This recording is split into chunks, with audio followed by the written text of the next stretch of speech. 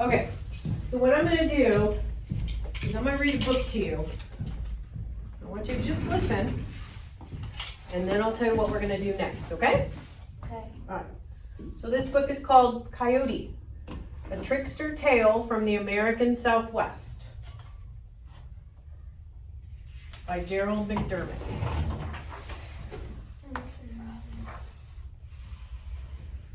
Coyote. Blue Coyote. He was going along following his nose. He had a nose for trouble.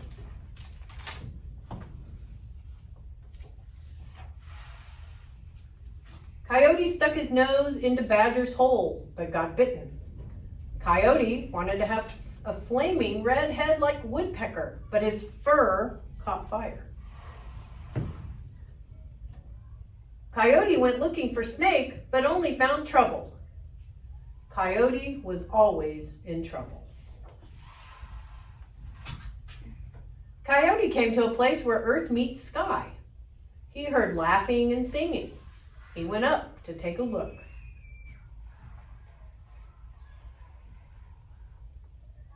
Coyote saw a flock of crows. They were chanting. They were dancing.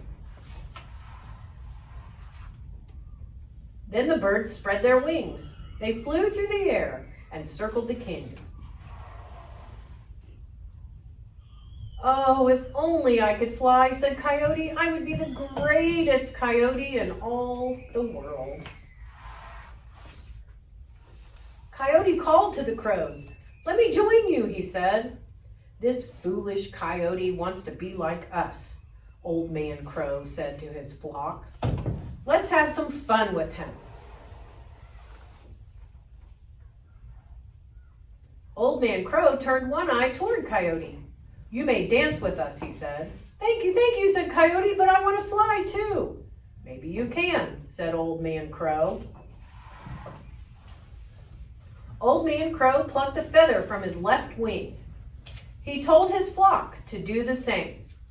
They stuck the feathers in Coyote. Coyote winced. His nose twitched. The crows chuckled. You are ready to fly, said Old Man Crow. The birds began their slow, steady chant. They hopped from one foot to the other. Coyote joined in the dance. Even though he got out of step and sang out of tune, he was very proud of himself.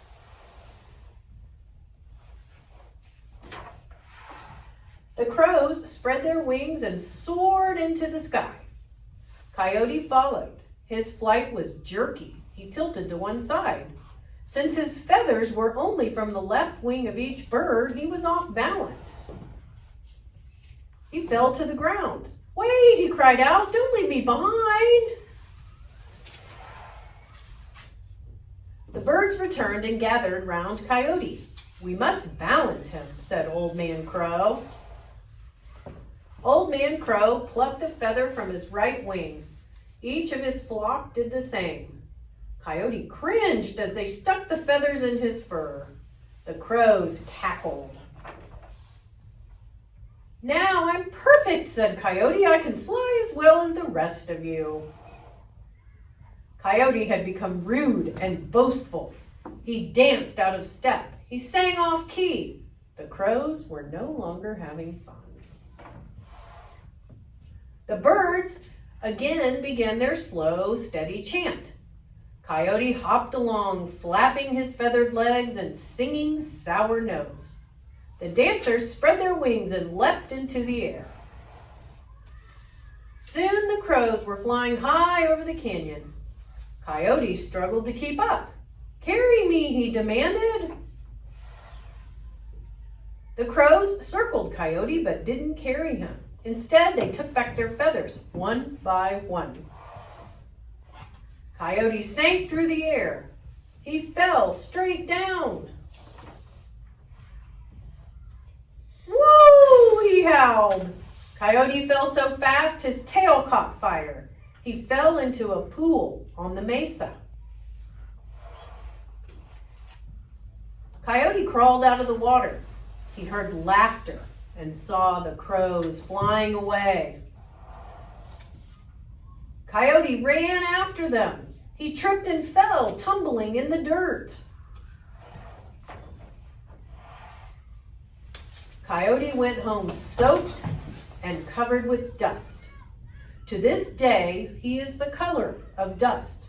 To this day, his tail has a burnt black tip.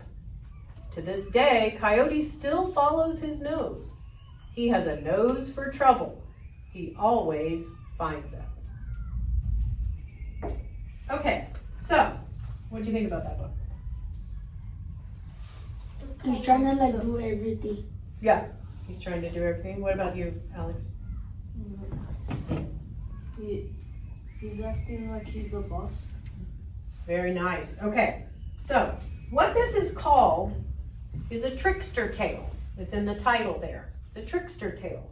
And a trickster tale is a type of traditional story that's found in many cultures. So this one is based where? American Southwest. The American Southwest. And it's often part of oral folklore in which a clever, mischievous, or devious character, the trickster, uses wit, cunning, or deceit to outsmart others or navigate tricky situations. Trickster tales are often funny, and they serve as a form of entertainment, but they also tell a story about learning a lesson, okay? They talk about cultural values, or they are social critiques. So they talk about what's wrong in society, okay? So I'm going to hand out this outline here. And what I want you to do is I want you to take this outline and I want you to put this on the left side over here of your notebook, okay? What you're going to do is you're going to take this and you're going to cut it so that it fits into your book. So you can cut it like this, okay?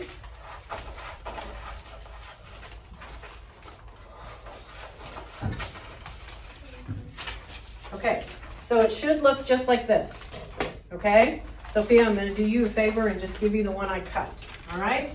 I'm going to give you three, one of these, and then we're going to go through this, and then we're going to read this book again. And what we're going to do when we read the book again is we're going to try to break down all of the pieces of this, okay? So, when you're talking about a trickster tale, there aren't many characters, are there? Not in this book, were there? Who were the characters in this book that we just read? A stray coyote. And it was mostly the coyote and the birds, wasn't it? Okay, all right. One character is good and a clever trickster, and the other one is a bad character. So who in this book was the bad character? Coyote. The coyote, right? And who was the trickster? The bird. The birds were the tricksters, okay? Aaron, turn the page. Use your scissors and cut out that piece of paper I just gave you and glue it in there, please, okay? Thank you. Okay. So the animals have human characteristics, all right? And talking animals are very common. So all of these animals talked, right? Okay. The setting. The setting is not really important. What is the setting? Who knows what a setting is? Exactly, the time and the place and where the story takes place, okay? So it's not fully described. The time and place are usually indicated with traditional phrases, in a faraway land or once upon a time. Now, this one was set somewhere, but do we know when it was happening? No. At sunset. Yeah, it was at sunset. Very good. Or okay. it might be in Arizona because of canyon. Yes, it did look like Arizona. You're right. Okay. So here, there's always a problem. So the strong character takes advantage of a weaker character. So who's the strong character? The coyote. No, the birds. The birds are the stronger characters and the coyote is the weaker one. And then the action can sometimes be repeated. All right, we'll talk about that a little bit more when we read this again. And then the strong character is confident until the end. All right, and then the solution is the weaker character plays a trick. The solution is short and to the point. It teaches a lesson, and it may explain why something occurs. Okay, so what I want you to do on this one now, I'm going to give out this. This is an outline of the Trickster tale, and so we're gonna talk about this.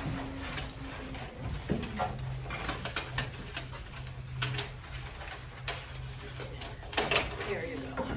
Right there, please. Okay. Okay.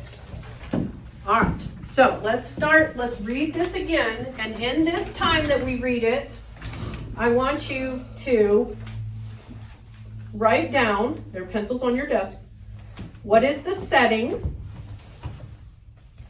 who the characters are, what's the problem, and then what happens at the end. Okay? And we'll talk about that. Do that as we're reading it. You probably already know a lot of the answers. Just pull it off, Aaron. Pull it off. And just put it on there. Attaboy. There you go. Now turn it over and put it on that page. There you go. Attaboy. Okay. All right. You ready? Everybody's got theirs glued? Okay. So let's read it again. Okay.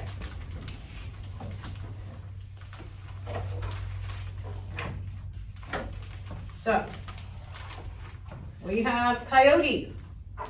Blue Coyote. He was going along, following his nose. He had a nose for trouble.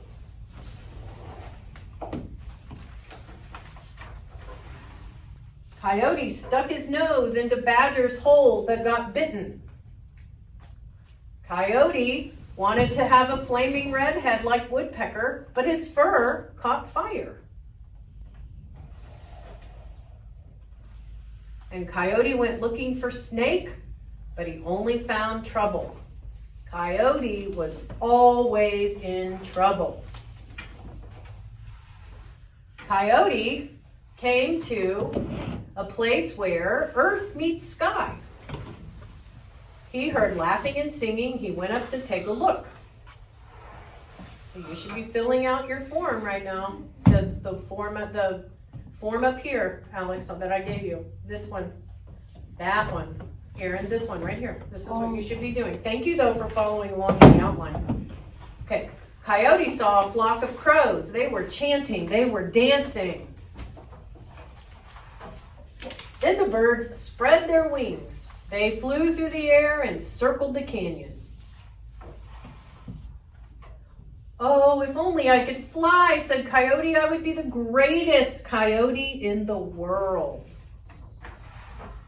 Coyote called to the crows. Let me join you, he said. This foolish coyote wants to be like us, Old Man Crow said to his flock. Let's have some fun with him. Old Man Crow turned one eye toward Coyote. You may dance with us, he said. Thank you, said Coyote, but I want to fly too.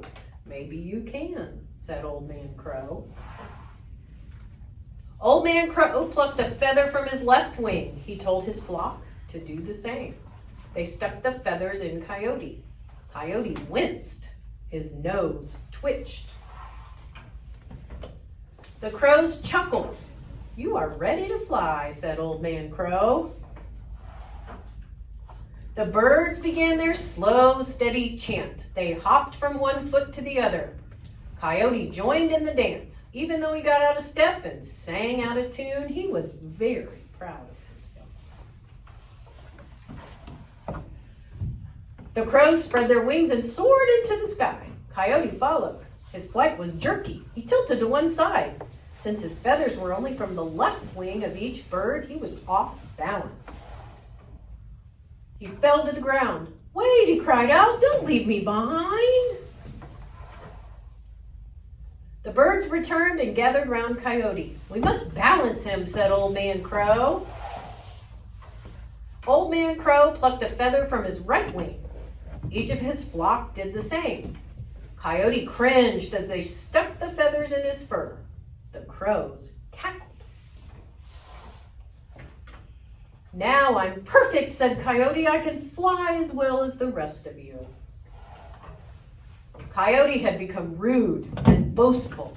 He danced out of step. He sang off key. The crows were no longer having fun.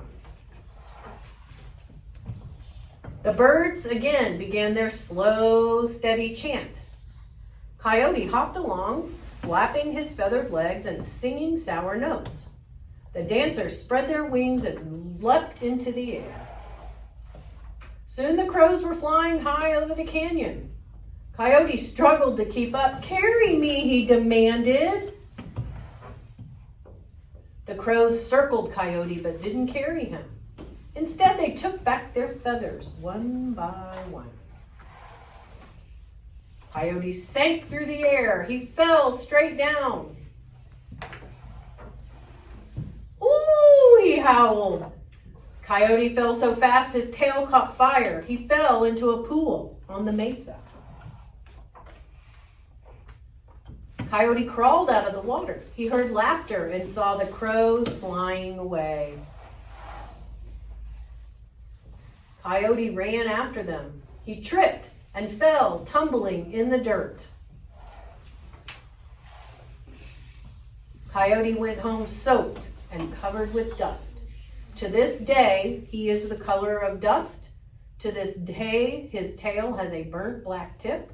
To this day, Coyote still follows his nose. He has a nose for trouble. He always finds it. Okay, so let's go through this. Let's talk about the characters. Who are the characters again? Coyote, crows. And the crows, all right? And then one character's good and a clever trickster, and the one is a bad character. So who are the clever tricksters? The crows. The crows are, right. And they do have, like we talked about just a second ago, they have human characteristics. They're talking, right? The setting. Let's talk about the setting. Where was this set? In the canyons. In the canyons at sunset. And remember where it said in the book, it said he came to a place where earth meets sky. A top place. Yeah, so that is that sort of where it says it's not real fully described, right? Now in the pictures, of course, we can make the assumption that it is in the desert and it's in a canyon. But that is a good clue there, okay? And we don't really know when it took place, right? Okay, now what is the problem here? Who is the stronger character again? Crows. The crows. Okay, they take advantage of a weaker character. What do they do to the crow? To the coyote. They're like playing around with it. First they gave them feathers, and then when he's like started being more rude to him, and he like thinks he's a boss, the crows came in and took their feathers. They took their feathers back, and they got him way up in the air, and then pop, pop, pop. Okay, and how do we know they were taking advantage of him? What did the crows do when they were flying away? Laugh. They were laughing. That's right. Okay. Now this is the one I wanted you to notice. Okay. And Aaron, I saw you going through yours real carefully before you were writing things down. The action may be repetitive. It's often in threes. Okay. So I wanted you to notice. It's hard. You're going to study more of these books, but remember, he first he sticks his nose into the badger's hole. Then then he catches his fur on fire. And then he gets caught with the snake. So that's three things right there he does before he finds the crows. Yes, the crows. Very good. Excellent. Okay. And then the strong character remains confident until the end. And would you say that the crows figured out that they were going to take Coyote and make a fool of him, basically, right? Okay. Now, the weaker character plays a trick. Okay. So what kind of trick did Coyote sort of play on? Well, while they were singing their chant, he was like misplacing the dances and he didn't sing it right. Exactly. So he was dancing and singing, but he wasn't being, then he became rude, remember? And the crows got all mad. Excuse me. And then he wanted to fly, even though, coyotes can't fly, right? Okay. The solution was short, to the point. Did it teach us a lesson? What lesson would it have taught the coyote? To like not go around with animals. Yeah, that's right. Yep. To not fool around with people that you don't know. That okay? Well, all right. He might know the Or- snake, but the snake might be like having a bad day. Don't act like a boss when they help you. Okay. Don't act like a boss. I like it. Also, don't try to be something that you're not. Right? He's a coyote. He's not a crow. Right? He's not a bird. Okay. And then the story explains why something occurs. What does it explain about the coyote? What does the last page tell us in that book? What is the last page? That he's still with sand and he's still through his nose and he has a burnt tip on his tail. Yep, he has a burnt tip on his tail. He's not blue anymore, is he? Gray. He's gray. And he still gets in trouble. I think the coyote pool. Not the canyon, but the pool, whatever it is. They take out the color of him for the pool could have it very self. Good idea. Yeah, very nice. Okay, so we're going to continue to study these. I want to show you. I have a stack of these. This one's called Arrow to the Sun. This one is a Pueblo Indian one. This one is Raven from the Pacific Northwest. This one is Djibouti. This one is from the Amazon down in South America. Papagayo, who is a mischief maker. And Monkey, a trickster tale from India. Okay? So what you guys are going to do is you're going to take another copy of this and you're going to read your own book. I'm going to give you one of these books, okay? And you're going to fill out this map and share it with the class. And then you're going to get another one of these blank ones and you are going to plan your own trickster tale that you write yourself and illustrate and share with the class.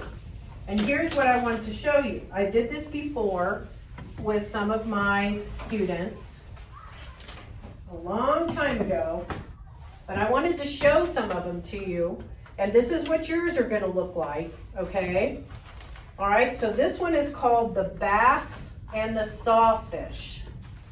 And this is by Ensign Blemmel, okay? Now, what do you notice about the cover of this book? Fish has a saw in front of the head. Yep, he has a saw. And there's a bass. What do you notice about? Oh, the book shaped like a fish. The book is shaped like a fish. Isn't that cool? Okay, so he made the book and he illustrated it all. You see this? He did this 2010. You guys weren't even born in 2010. How about that? And he dedicated it to his teacher. And then he wrote the whole story, okay? Once in a freshwater pond, two arch enemies lurked. Their names are SF, the Sawfish, and Bass, okay? You're gonna get to look at these books too, okay? These kids you're making up the whole story, okay? So this one is called The Secret of Living Forever. And The Secret of Living Forever never got finished, but you notice the shape of the book All right, then we have Tricky Chirp. This is by Grady, and he did something real interesting. He cut the side here where you would hold the book together. Okay, so Tricky Chirp, and he made all of the art. He wrote the story. All right, and then we have one last one called the Tricky Spider. This is by Gavin, and you see how he made his in the shape. He put his palm tree up there. All right, and then he drew his pictures, and he did his whole story. Okay, drawing the pictures. He didn't use a lot of color, but he wrote a nice long story. Okay, so you'll be able to look at these as well. But this is what the final project of your Trickster tail unit is going to look like. Okay, all right. So I'm going to hand out these books.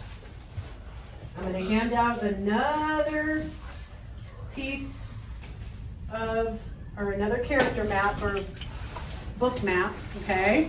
And we're going to take the time right now to read your own book. You can go sit wherever you want. You don't have to sit at your table if you don't want to.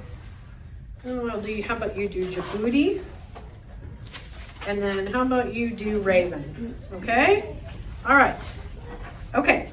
All right. So go ahead and get started reading, and make sure you fill out all of the. Okay, Alexa. Let's talk about which one did you read? Monkey. Monkey. Okay. So what happened in Monkey? The settings in India. Okay. The characters are monkey and the crocodile. Okay. The problem is the crocodile wants to eat the monkey. Okay. But the monkey is smart, and he was going for mangoes from the mango tree, and he was hopping on rocks. And the crocodile pretended to be a rock. But then the monkey knew the crocodile, so when it opened its mouth, he threw a mango in it, and it walked over it. Okay. So the monkey tricked the crocodile. Excellent. Okay, Aaron, how about you? Which one did you read? I read Raven. Raven. Okay. It's by Gerald McDermott. Very good. So it's about a raven that's in the cold, and it's dark, and there's family living in there, and he feels bad for the families. So he's trying to find a way to get the sun back. Okay. And he finds a spot of light, and it's a girl, and there's a sky chief, and the sky chief's daughter is a girl, and she was drinking water, and the raven saw them, and then he turned into something small, and he fell in the water, and the girl drank him, and he turned into a newborn baby as a raven. Okay. And then he was born, and the sky chief brought his people over, and then he was there was a little box, and he was crying to get in it, and the girl opened the box and kept opening it until she saw the sun, and then she gave it to the raven, and then the raven turned back into a raven, and then he went back in the sky and put the sun somewhere, and Okay. it just stayed floating, and it came back. And the sun came back. Okay, so the setting was what? India. Mountains, dark. Okay, mountains and dark. Okay. And who were the characters? The raven, sky chief, the sky chief's daughter. Very good. Okay, and how about the problem? The sun was gone. Very good. And then the solution? The raven put the sun back in its place. Very good. Okay, that was a great summary of that book, and it was an excellent, even more summary to put it on your sheet. Very good, Aaron. Okay, how about you, Alex? Which one did you read? Djibouti by Gerald McDermott. Okay, Djibouti, and Djibouti is a what? A turtle. Turtle. Okay. All right, what was the setting? A forest or a jungle. Got it. Okay. And the characters were Djibouti, birds, and a dark bird, and Was the dark bird the evil bird? Yeah. Okay. And the problem was that the birds went to like a special heaven like party, and Djibouti wanted to go sing for the heaven king, Okay. but he could not fly. So the dark bird saw him, and he said that he could take him to heaven, but he tricked him and just in the middle of the sky he just like dumped him down, and he was falling. And he landed on a rock and his shell cracked. But when the dark bird got to heaven without Djibouti, Okay. the herald said, "Where was Djibouti?" And because he wanted to sing for him, and he said, "How is he gonna know?" But the heaven god demanded the birds to go look for him, and they found him and repaired his shell, Okay. and that was the end. Okay. Very good. Okay. So,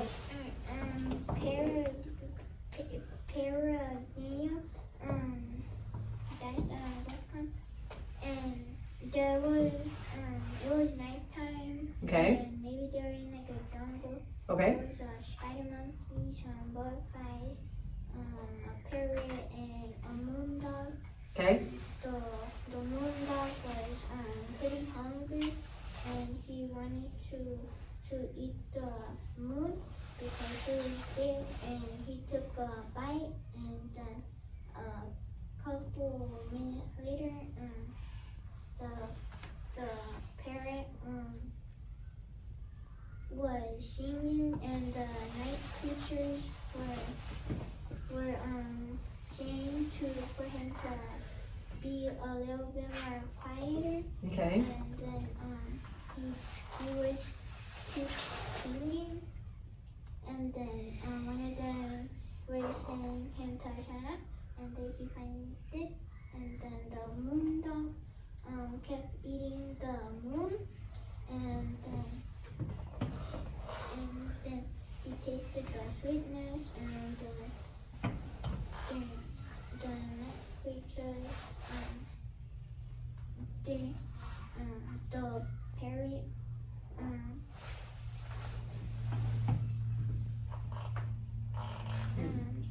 Woke up the next morning, right? and then he ate the rest of the moon, Okay. and then I believe the sun went up, and then we all had a good night's sleep. Very good. Okay. All right. So do you see a lot of similarities in a lot of these stories? Okay. Yeah, Yeah. kind of like how Sophia's story was like that, like the sun came back. Right. Exactly. Exactly. And there's always a bad guy, but then everybody has a happy ending at the end. Everybody right here, like the animal on the front, it always finds a way to get it back. it always, that's the trickster, right? The trickster always manages to get back. And what a lot of them had to do with was what kinds of things? I don't know how to ask this question. Like, what did a lot of your stories have to do with? What were they trying to create Trying or to take fix away? something. They were trying to fix something, and they were trying to fix something that we take for granted, right? Like the moon, the sun, right? The So- shell. The what? His shell. Yep, the shell. So The mangoes. in the mangoes. So they remember that one of the characteristics was that it has to do with things that